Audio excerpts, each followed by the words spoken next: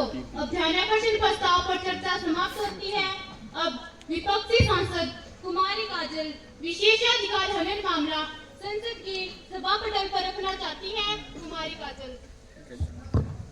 माननीय अध्यक्ष महोदया, मैंने सरकार से पेट्रोलियम पदार्थों के दामों के संदर्भ में जानकारी मांगी थी, जिस पे सरकार ने कहा कि पेट्रोलियम पदार्थों के दाम स्थिर हैं और जनता पे इसका कोई अतिरिक्त बोझ नहीं पड़ेगा।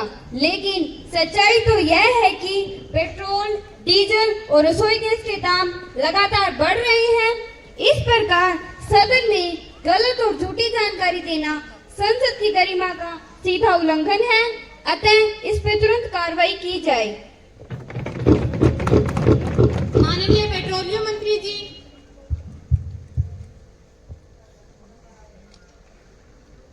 माननीय अध्यक्ष महोदय, हमारी सरकार ने सदन को कभी गुमराह करने का प्रयास नहीं किया।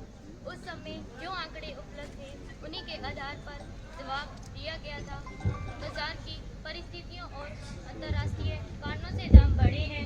हम पारदर्शिता के साथ सदन की जानकारी सदन के पटल पर रखेंगे। धन्यवाद। क्या आप मंत्री जी के जवाब से संतुष्ट हैं? जी नहीं अध्यक्ष महोदया, इस प्रकार गलत जानकारी देकर संसद को गुमराह करना एक गंभीर विषय है।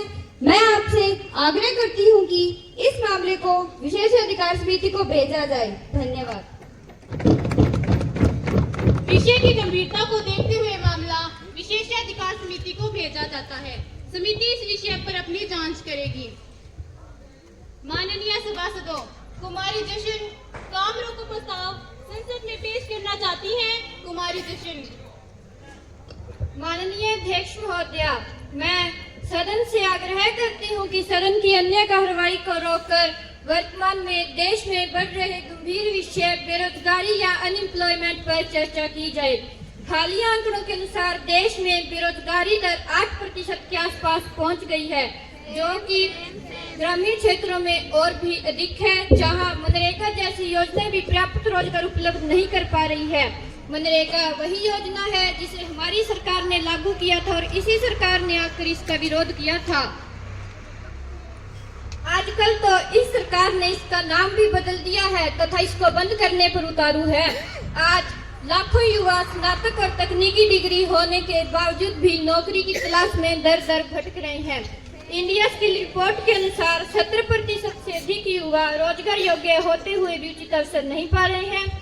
माननीय अध्यक्ष महोदया, जब देश का भविष्य कहे जाने वाले युवा ही बेरोजगारी से जूझ रहे हो तो यह केवल आर्थिक ही नहीं बल्कि सामाजिक संकट भी है। अतः मैं मांग करती हूं कि सदन का अन्य कार्य छोड़कर बेरोजगारी पर तत्काल चर्चा की जाए।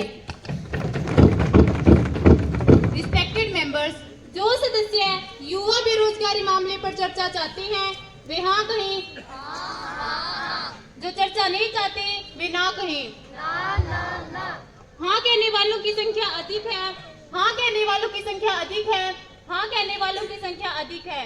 इसीलिए काम रोको प्रस्ताव पर चर्चा की अनुमति दी जाती है। माननीय श्रम एवं रोजगार मंत्री जी। रोजगार का मुद्दा है गंभीर, इसे नकारा नहीं कि रोजगार का मुद्दा है गंभीर, इसे नकारा नहीं, पर कदम बढ़ रहे हैं, हमने भी हारा नहीं।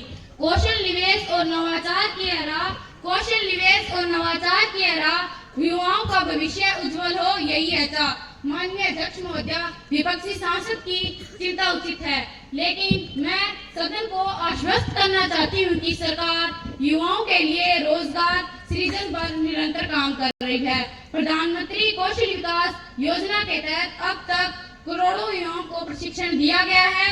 स्टार्टअप इंडिया और मेक इन इंडिया जैसी योजनाओं से लाखों नए रोजगार उत्पन्न हुए हैं।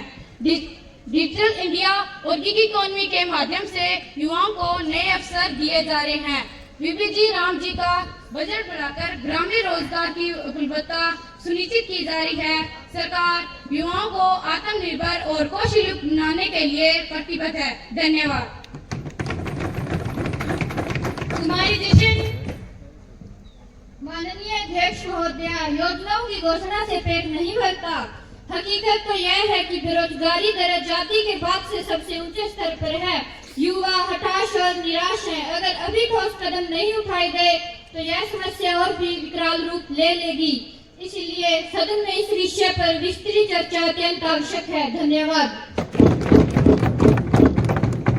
सदन इस विषय की गंभीरता को स्वीकार करता है तथा प्रस्ताव पर आगे से नियमों के अनुसार शामिल किया जाएगा।